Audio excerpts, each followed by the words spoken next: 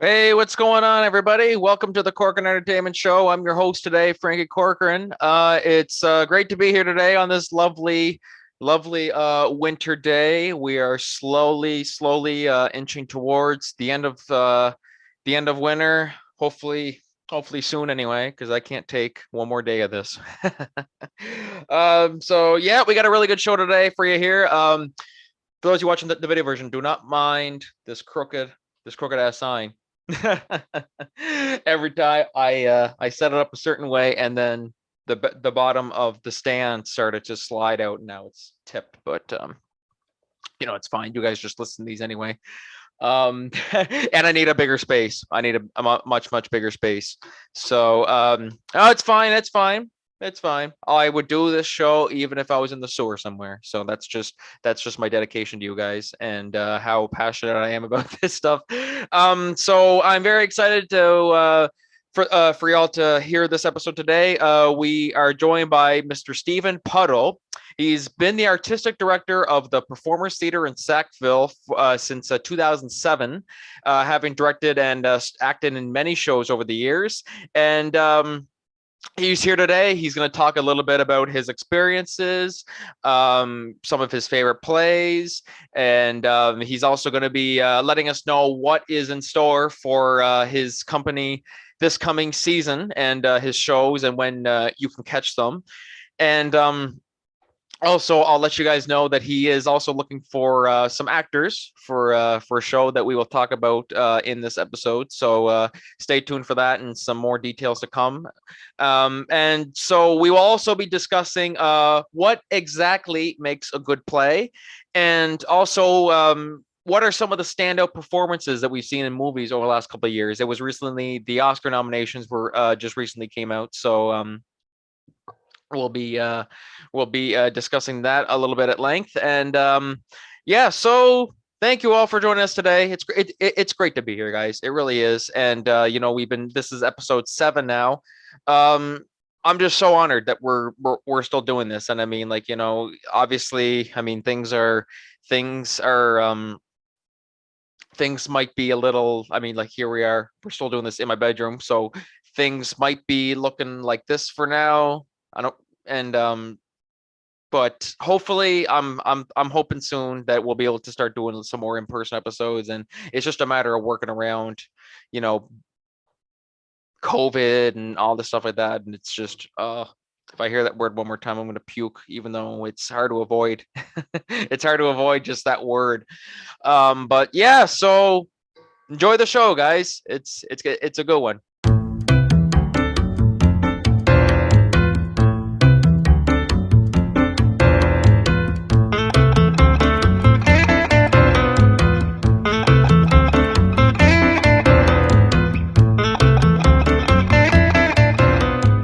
Well, hello, everybody. Welcome back to the Corcoran Entertainment Show. I'm your host, Frankie Corcoran, and here we are today. We are joined by the artistic director of the Performers Theater Company in Sackville, New Brunswick, which is none other than Mr. Stephen Puddle. Stephen, how are you today? Hello, good, doing well. Very nice to meet you. And I mean, we've been kind of talking a lot online a little bit, I think probably since around the summertime. So, I mean, Yes. even though we're not meeting in person, this is just as good. So we appreciate you taking time out of your busy schedule. Oh, no problem. Thank you. Yeah. So tell me, we talked a little bit about yourself before the show, but feel free, tell the audience, the Performers Theater Company in Sackville, you're the artistic director. Yep. How long has it been in business? How long have you been on board with it? How long have you been on with theater, just in general? Yeah, Feel free to delve into. sure. Well, the theatre company began in 2007. So we're up to what, 14th, 15th year now. And I began it when I was working at the university, and began it as a university club, but I wanted to also see townspeople in the play. So there were kind of two motivations for beginning it. One of it was to see students and local people come together for theatre. And the other one was that within the town where we are, none of the other theatre companies, except just occasionally, would do plays sort of from the modern classic realm. A lot of them were maritime plays, which was fine. There were plenty of musicals happening, and the theatre program at Mount Allison University, they consistently had plays through the year, but there seemed to be a bit of a gap, and I'm really big on modern classics. So the likes of George Bernard Shaw, Noel Coward. Any Neil Simon or? Yeah, Neil Simon, all the ones that were in many ways pioneers in their writing and what they achieved. So we began, our first show was Oscar Wilde's The Importance of Being Earnest. And it went down very well. We actually did it in the parlour of Marshlands Inn, which is an historic inn here in Sackville.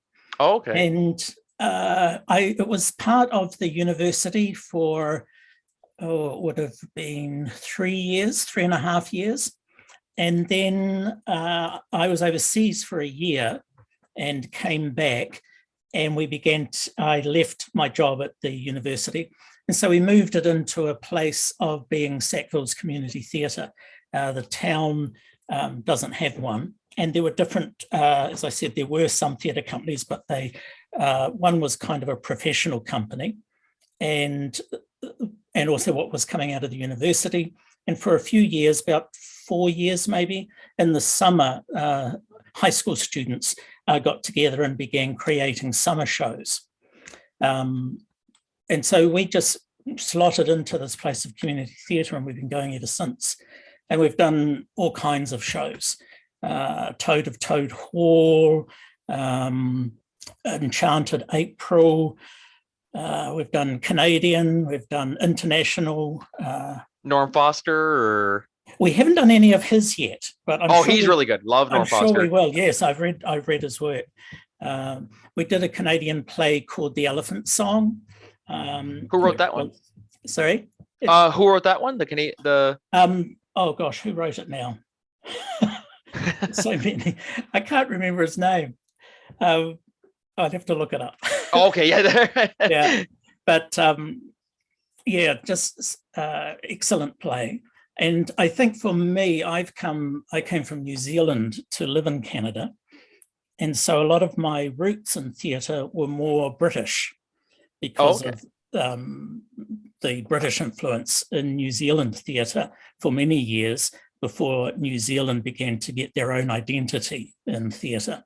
And so that was kind of where my sensibility was. So coming to Canada and then slowly starting to see what Canadian playwrights there were and realizing there were just some incredibly talented people, I thought, wow, there's a huge storehouse here. And we did Wendy Little, she's a playwright from Nova Scotia. We did her play, The Fighting Days, which was about women suffragettes in Winnipeg. Oh, okay. Yeah, so quite diverse. No, well, there we go. So that's quite the... branched out from sort of the modern classics into a wider range of plays now. Oh, okay. Well, there, look at that. So you've been in the game. So it's been how long? 2007, I think That's it was. Right. Yeah. Yeah. Oh, okay. So yeah, no, that's been that's quite the journey you've been on for sure. So how has COVID affected all this? I mean, like, of course, COVID's been a big obstacle for theater as of late. I mean, how have you guys managed that? How has it affected it? Are things starting to pick up now that things are looking up a little bit? Yeah, they definitely are now. We actually began performing last year. I had actually been down to St. John and had seen 2 plays by St. John Players Theatre Company. And realized what could be done within the confines of the COVID rules. So we had started rehearsals on a play for November 2019. We had to cancel our June show, but then New Brunswick went into a more strict level, and we had to cancel the rehearsals and the show. By the time we got through to 2020, following all the rules, we were able to do a show in May. And then we did what was supposed to be an outdoor show for children and families in August, but it was so hot in August, we had to move the show indoors. Oh no, like never underestimate the heat. Oh my gosh. I mean, like, it's so cold up here now. Now I'm just ready to go back to summer. And then once summer comes, I'm going to be like, okay, let's go back to winter. Exactly. Well, we ended up inside for the whole run. And then we did a show at the end of last year, October, November, called The Book of Darkness and Light. And that was a British play. So last year was really where we took off again. And this year we have 3 shows planned. So it affected us to a certain degree. And I certainly spent a lot of time going through all the regulations. And they weren't easy to work. No, God, like you're like trying to find even like the slightest, or like smallest loophole. Exactly. And the thing that just astounded me on the government website is you got into the section that listed all kinds of various art forms. So they had karaoke, they had stand-up comedy, they had orchestras. So they had all these things, and then it would tell you what the rules were. They didn't have one for theatre. Oh, really? That's what it was like around here too. I mean, like, the school district was always, I mean, like, like one of the main venues here in Miramichi is in a high school auditorium. Mm-hmm. And so it was always about like, we had to, follow those rules. Yes. And we're like, okay, we can do a show, but we can't do it in the school. So that was just it was so complicated just trying to find somewhere to do something. You know what I mean? I'm like, I'm better off just open up a theater in my basement. Like, Yes, exactly. Well, we had to piece together the regulations from the rules for orchestras, the rules for karaoke, and the rules for stand-up comedy, because there was nothing specifically designated for theatre. I couldn't believe it. Which is crazy because there's so many ways you could work around it. You could do like a 2-person show. You can do a 3-person show where they're all spread out. You know what I mean? Like, exactly. You would think. And I mean, there's so much theatre in New Brunswick, and to go to the website and find no reference to what can be done in theatre was astounding. Anyway, we worked it out and we knew what we had to do. And so it was fine. We socially distanced the audience. And but by the time we'd got to last year, things, of course, had improved. And so we go forward this year with less of the regulations, though we do just need to run through them again to see have they changed anything or what are they doing. It's just so hard to keep track of them now, like, because they're changing all the time. And I mean, speaking of a COVID, I mean, like, does it kind of make you a little irritated when you see how like, okay, we can't do theater, we can't do anything like that, but you see sports, they're finding ways to make it work. Like, do you find like, I'm like, is there a bit of like, resentment towards sports and stuff like that because of that? You're like, damn, like we can do a play, we're willing to follow all the rules. But they won't let us. But meanwhile, sports, they can do it. Like what? What has that been like for you? Well, it's the inequality of it all, isn't it? It was like, stores had to close, but liquor stores could stay open. Exactly. Exactly. Like, well, the government obviously needs its money because it was almost going bankrupt a few years ago. Yeah. So, and that was the dichotomy. It was hypocritical, really. What worked for one, but it wouldn't work for someone else. And so we did the best we could and pushed forward anyway, and found that we could do what we were doing and just went forward. Yeah. No, well, there you go. And that's really all you can do, though. You know what I mean? So that's I mean, like things change so much and you're just trying to, work with what you can, but then also it gets really hard in the head, yes. But is there any play? I mean, like, obviously you've been doing this for many years now. Is there a play that you look back on, like whether, like you acted in it or directed in it, that you look back and you're like, that's it, that's the one. If that was to define my career, or like your favorite show, you know what I mean? Right. Like, what would you consider that to be? And feel free to. Yeah. delve Well, into? that's hard because we've been really successful, and we've garnered over those years a lot of support from the community, because we've had a few shows like that people would come up to us afterwards, and often I would search out or email theatre people, people that were professionals, and say, okay, what did you think? What's our standard? And the response was always excellent, and that we really had caught something. We'd fulfilled a need within Sackville, and I've worked in amateur and professional theatre most of my life. So my goal in coming to the Performers Theatre Company was to do the best productions that we could do, and not settle for sort of the amateur look. So that was kind of my goal. And so I suppose, well, our first production really, The Importance of Being Earnest, has always been a favourite, and that certainly cemented in the minds of a number of people, influential people in our community, who we had specifically invited to that first show. That cemented almost like an approval to keep going forward, because the response was, this is great. And so we did The Importance of Being Earnest again at our 10-year anniversary.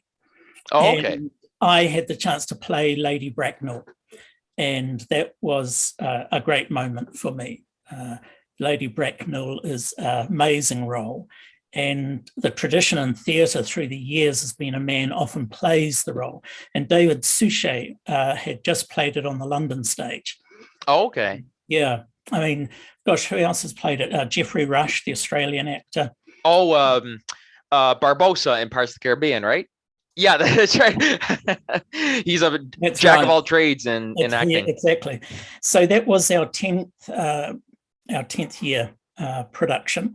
We did some others as well, but so that has always been a great love, and it proved to be again successful. I suppose if I look to some shows that, because basically if I don't like the play as the artistic director, we don't do it. you're, what I say goes. It's my way or the highway, So so I've loved all of our shows, but some plays that were perhaps defining moments for us would be the first play. But at the end of 2019, we did the play The Elephant Song.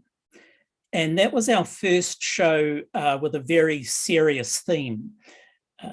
It was about a young man who had quite severe mental instability. And it was a look at him manipulating people around him to try and get what he wanted. And there were all sorts of twists and turns. But that kind of play, we looked at it, and there's a lot of bad language in it, and we hadn't ever done one like that. So we thought, well, okay, we're over 10 years now, and we've got a strong following. Let's do this. And it had standing ovations every night. So wow, that was a defining moment for us, in the sense that we can again broaden even further the kind of productions that we would look at doing. Because for a number of years it was just modern classics, and they tended to be more the light-hearted with comedy, but also maybe some seriousness. The Dresser was one play that we did, which has been done by a number of the great actors on stage and in film. And that's comedy, but it also has a really serious side. So this play, though, it just opened up our borders as far as feeling like we can look at a whole variety of plays. Yeah. And I mean, sometimes that's just the way to be. I mean, I'm like, sometimes you have to take some of those risks. If you're like, okay, I want to do this show really, really bad, but is it going to go over very well? Exactly. Or I mean, like, you also, take all that, like financially take that into consideration, but then you're also think like, maybe it could succeed. So I mean, like, you know, it really just depends on how big of a risk you want to take, you know, money Exactly. wise, or like, you know And what I we mean? have we have a board, very good board of directors. So even though I'm the artistic director, I will still, with plays that might be a little bit controversial, I will, you know, share it with them and say, what do you think? And the interesting thing is I didn't know how they would react to this play, and all of them, I think, yeah, all of the ones on the board said, yes, let's do it. It's time we did something like that. So, No. so it was like, phew. Yeah. I mean, like, you know, it'd be like, you know, if for years someone's doing just all straight plays and stuff like that, and then after a certain point they're like, you know, we should try a musical, you know what I mean, and get some musical theater going, because that's really the big thing. What's your opinion on musicals? Have you done musicals? Or No, we haven't. Simply because, well, two reasons. I wanted us to stick to straight, what I call straight theatre, because musicals were already happening in the town. So it wouldn't be fulfilling a gap within the Sackville community or the Tantramar region. But also you come into a whole new set of challenges when you're going to do a musical. So it's not just a director with his cast, it's a director with his, it's a musical director, it's a choreographer, it's an orchestra, or you've got to have an orchestra and record it and then use canned music for the show. You've got to have not just actors, but also singers. So it brings in a whole different level. And even though we've grown tremendously over the years, I'm not prepared to quite go there yet. And because, as I say, it's being offered in the town anyway. no, there we go. And I mean, like, you know, also financially too. I mean, like, you know, you're paying Yes, the rights to every song, and like, you know what I mean? exactly. It just Yeah. it all adds up at the end. So I mean, like, you know, not that it wouldn't be a success, but I mean, No, you it's know, right. And it's if we have to bring professionals on board, like a musical director or whatever, and we have done that in the past, to have to bring more than one is beyond our budget. So yeah. no, well, there you go. Just space it out, you know. So you've acted and directed. Yes. So how would you compare both of those experiences too? I mean, like, you know, I mean, like, you know, have you done more directing than acting, or is it about the same? Or Um, I've probably acted more over the past years before I came to Sackville. I directed a couple of very large productions, one in Toronto and one in New Zealand. And I had done small stuff, but a lot of my years, my formative years, were in acting and also dance theatre. I was involved in that for a few years. But coming here to Sackville, it's probably still more directing, but I've been in maybe 5 shows, 6 shows, and I don't like directing and being in a show. So it can be challenging too. Oh, like you're trying to manage everybody else, and then you're Mhm. also like, oh shit, I have my lines I got to learn too. That's right. And it's difficult. I find I can either lose perspective of the show as a whole, or I don't have an outside voice being able to tell me how I'm doing in my role. So yeah, so it's either acting or directing pretty much now. So yeah, I direct most of the plays, but we're bringing in new directors now, and which is great because it relieves the pressure off me, and also because we've gone from 2 shows a year to 3 shows a year. So I like both, and they're both very different. For me, directing is being able to achieve my creative ideas and see them out there on stage. For me as an actor, it means me going inwards and bringing to life something or a role that really interests me, that I would find challenging and dynamic. So one's kind of very much out there and seeing it, and the other one is what can I achieve in the work that I do within myself to bring that role to life. No, exactly. Well, there you go. And I mean, there's always pros and cons to each one, you know what I mean? Like, you know, I was actually talking to my high school drama club director, and he's directed musicals and straight plays, and they're definitely both 2 different experiences. And Yes. I mean, like, you know, there's definitely pros and cons of each. Like, one's more challenging, like, you know, so I mean, like, but I mean, you know, if you got the passion, you got the dedication, you know what I mean, you can make anything work, you know. Yeah. So and as an artistic director, what would you say are like some I mean, like, you know, so like when you're choosing a show, what are like the qualities that you're or key elements to a script that are like necessary, like Sure. so if you're looking through a script, you're like, no, that doesn't work, or yeah, that works, but that doesn't work. So like what are you always looking for when you're looking at a certain show to do? First of all is how well the script is written, and within the writing, how well is the plot developed. So that's one of the things that I look for. We have certain limitations. We have a studio in which we perform, but we have begun also hiring the the Motier Fancy Theatre on Mount Ellison University's campus, which allows us to do a bigger show. Oh, okay. So it's generally 2 shows in our studio, and this year will be our second one in the university. The last 2 years, of course, we had to change that. So numbers, how many are needed in the cast, that's a consideration. How complicated the set will be. We've been blessed in the last, 5 years, 6 years, with amazing set builder. And now we've got some new ones. He's away at the moment, but he'll be back for our summer show and our fall show. So that's been really good. So we've been able to expand the kind of show that we would do as far as the set goes, but that is a consideration.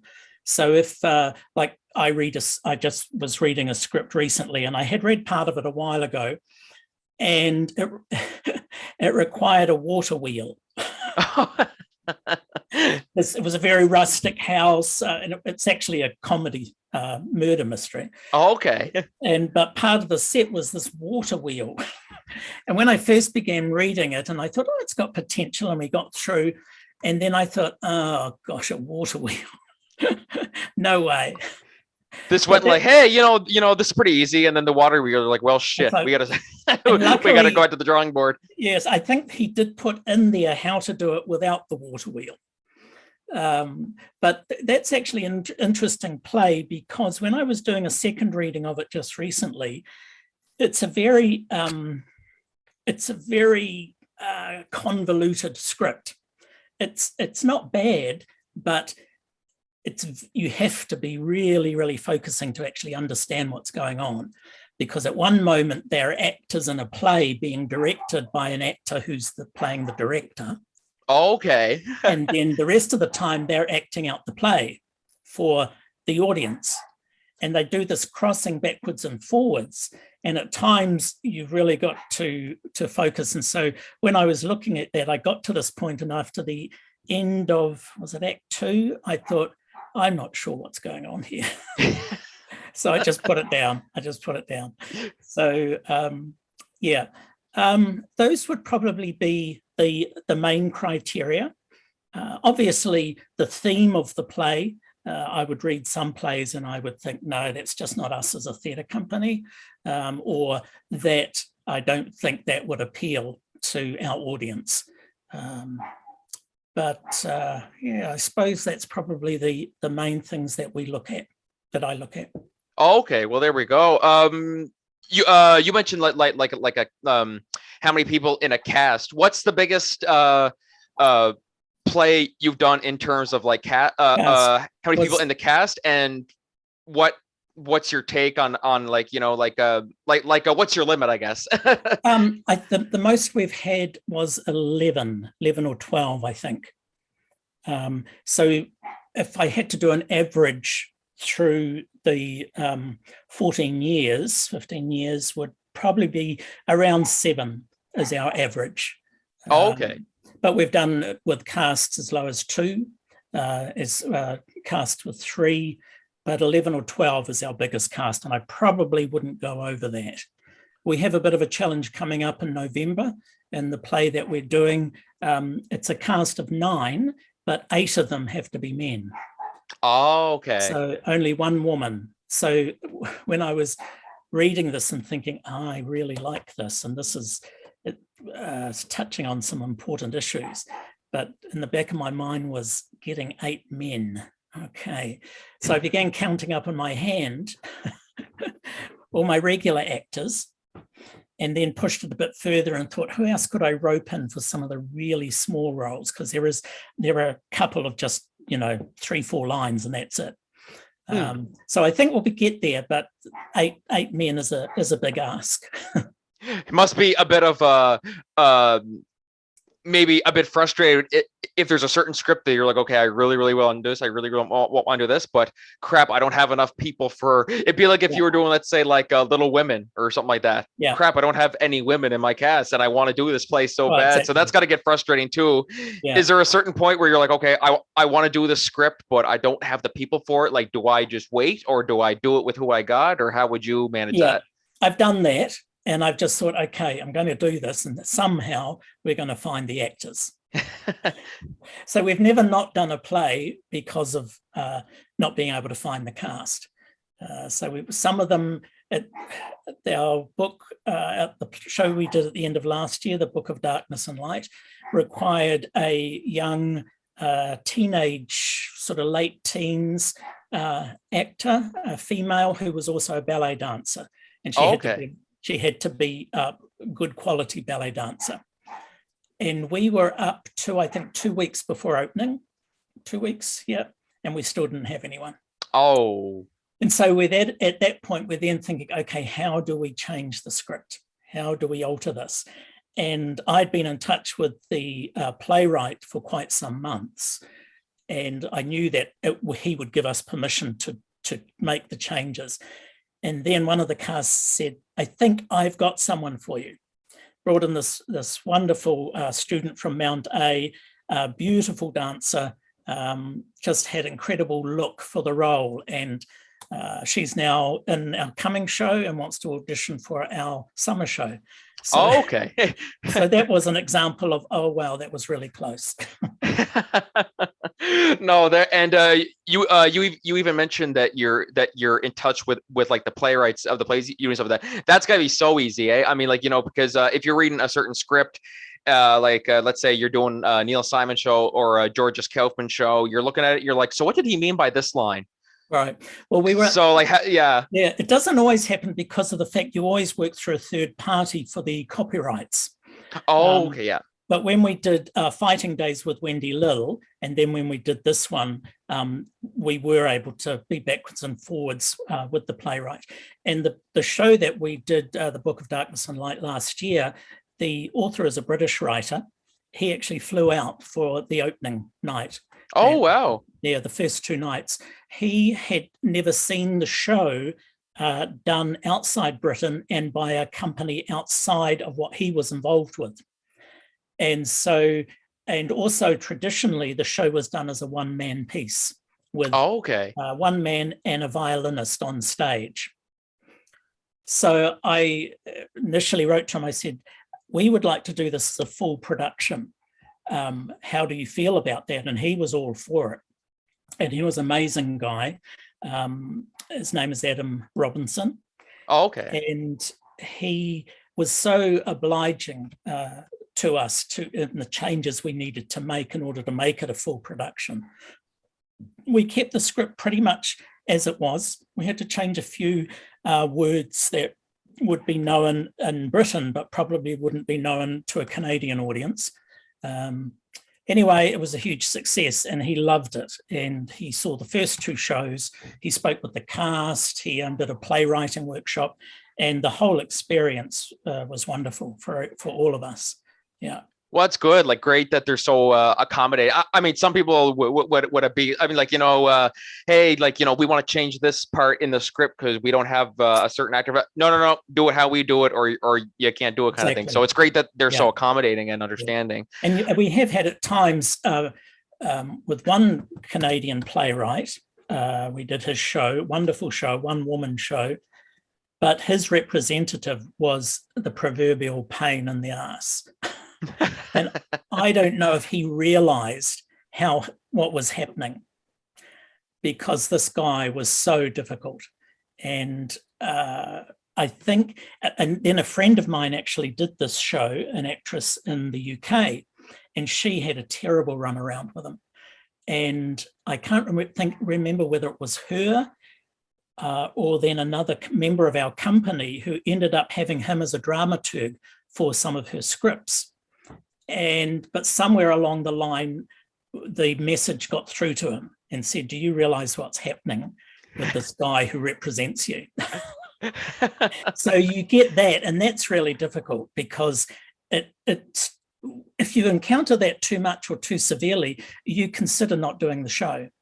No, exactly. It just and becomes that's not the hard, you know? playwright's fault in that sense. It's this in-between person. So yeah. Wow.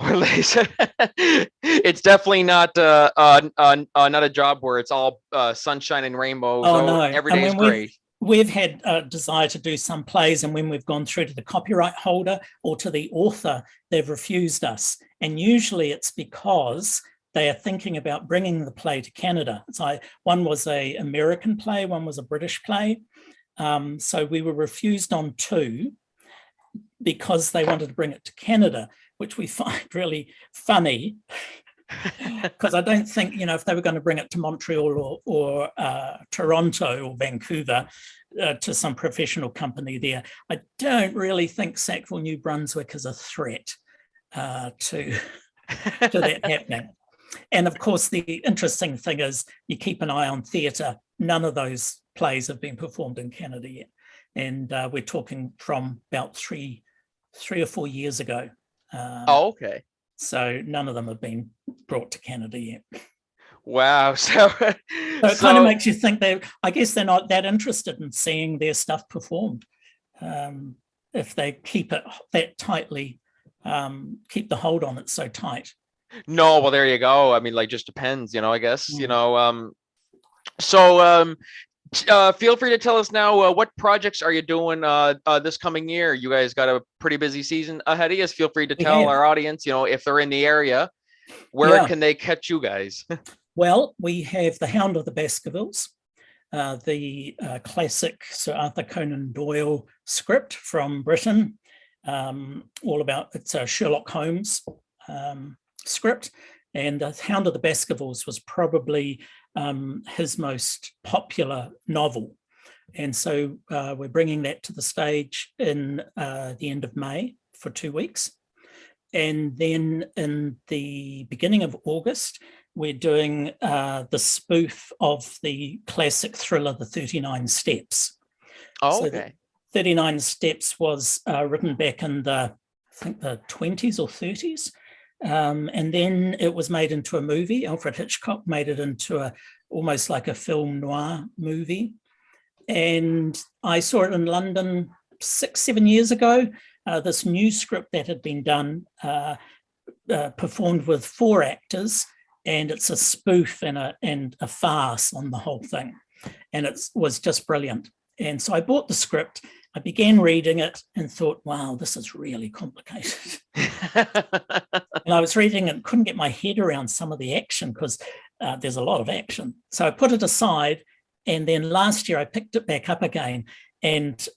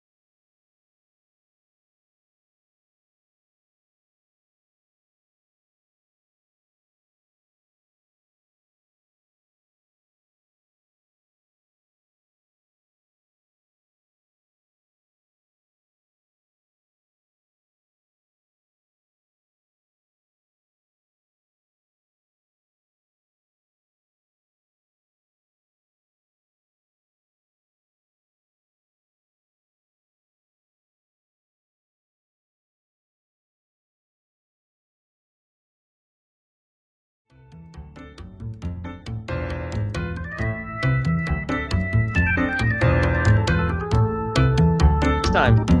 Okay, Thank you, Stephen. bye.